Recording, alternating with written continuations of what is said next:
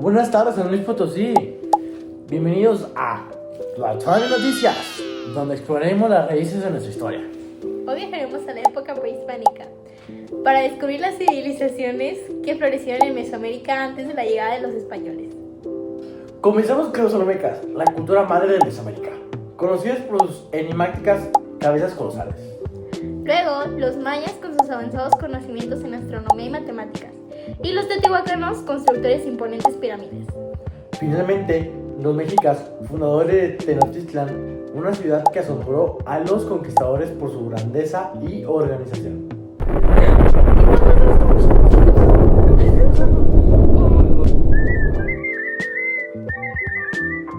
Saludos desde el pasado. Soy Maquiel y vengo aquí, he viajado en el tiempo para brindarles una perspectiva más precisa de nuestra historia prehispánica. ¿Por qué pasó? Bien. Los españoles buscaban expandir su dominio en el mundo. Además buscaban extraer los recursos de estas tierras tales como el oro y la plata.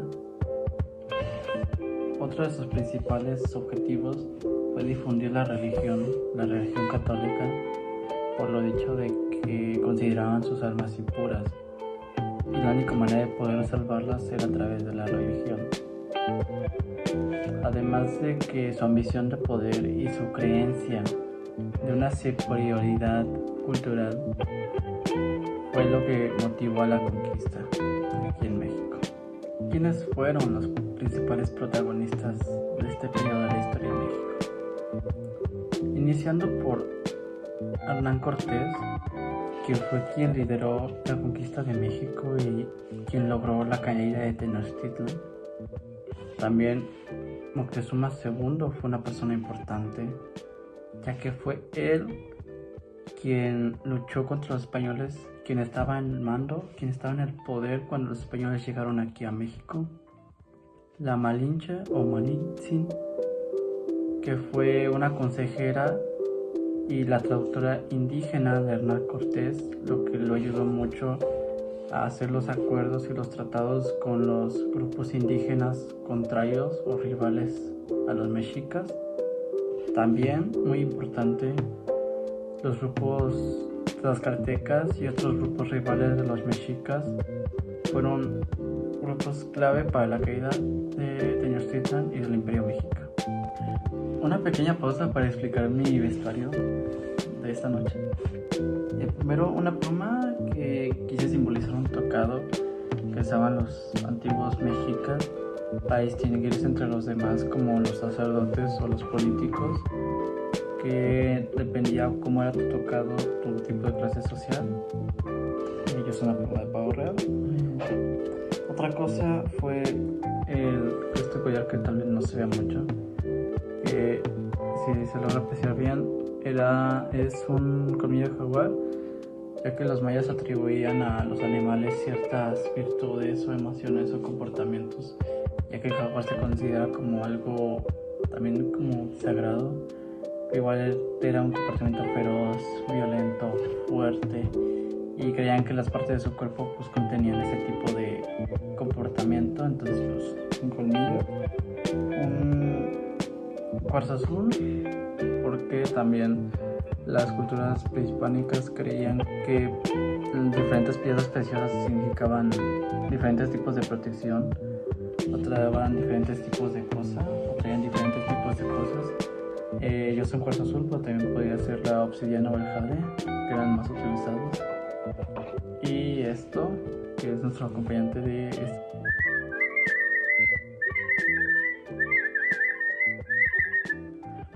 hace sonidos como de un pájaro. Sí. El impacto económico por la conquista española se dio a través de la explotación de los recursos, ya que los españoles impusieron un sistema de la encomienda de explotar los recursos naturales y el uso de mano de obra indígena prácticamente forzada. Otra fue la introducción de productos europeos a lo que hoy es México, como lo fue el trigo, la caña de azúcar o el ganado que no se daba aquí, como lo es el cerdo. Y que México se convirtió en un centro económico importante y con rutas comerciales importantísimas para lo que es el Imperio Español, ya que de aquí se trazaba la ruta de Manila a Acapulco, una ruta bastante importante para el Imperio Español, donde Manila, al ser la capital de Filipinas, una antigua colonia española, mantenía su poder y su influencia en lo que era el continente asiático a través del virreinato, y así pues podía controlar más fácilmente todas sus colonias, ya que las conectaba entre sí, además de ser una fuente importante, un puerto importante de comercio transatlántico. El impacto político de la conquista fue el establecimiento del Virreinato de la Nueva España, donde se instaló una administración colonial española, también la imposición de leyes europeas, donde se implementaban sistemas legales y políticos europeos que contrastaban con los sistemas políticos y legales ya existentes por las comunidades indígenas, lo que las desplazaba y las dejaba, ya ni en un segundo plano, las dejaba obsoletas ante la imposición de nuevas estructuras europeas creadas por los españoles. Saludos desde el pasado, soy Maquiel y vengo aquí, he viajado en el tiempo para brindarles una perspectiva más precisa de nuestra historia prehispánica, correcciones y profundización. Los olmecas, más que una cultura madre, fue de las primeras culturas que se tiene registro en lo que hoy es Mesoamérica, que influyeron importantemente a ser de los primeros. Otra cultura bastante importante fueron los mayas.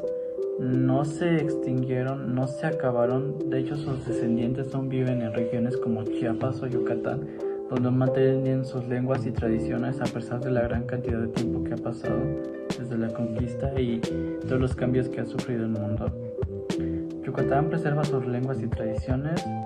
Los mexicas eran un imperio con una compleja red de gobernadores con atributos, pero no era una dictadura como tal, algo que se puede caer, pero no era una dictadura, era más como una monarquía, ya que eran elegidos por sus dioses, quienes creían que eran las mejores personas para gobernar sus tierras.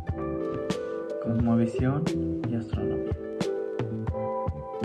Los pueblos prehispánicos tenían una profunda conexión con el cosmos.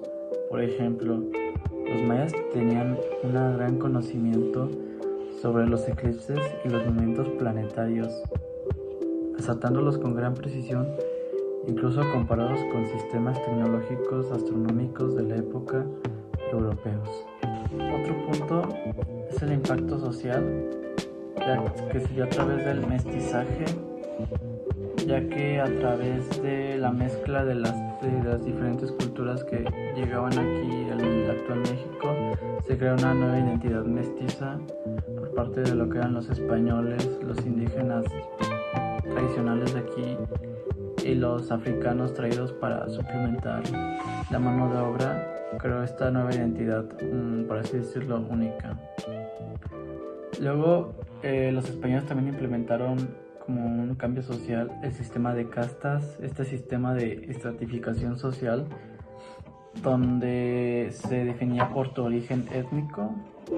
Así que las castas más altas estaban obviamente por lo que eran los españoles y los criollos, y las castas más bajas eran los negros, africanos y los indígenas, donde había una desigualdad muy grande, porque los españoles eran los que concentraban los poderes políticos y más importantes y decidían qué se hacía y qué no se hacía en la Nueva España, y las castas más bajas solo estaban destinadas a obedecer y obligadas a hacerlo, ya que las castas más altas tenían acceso a toda la educación posible. Bueno, los criollos no tenían acceso a la universidad, pero tenían acceso a mucha educación, mientras que las castas más bajas solo tenían acceso las mujeres a lo que era lo más básico, según para una mujer, que era cocinar, saber limpiar y todo eso.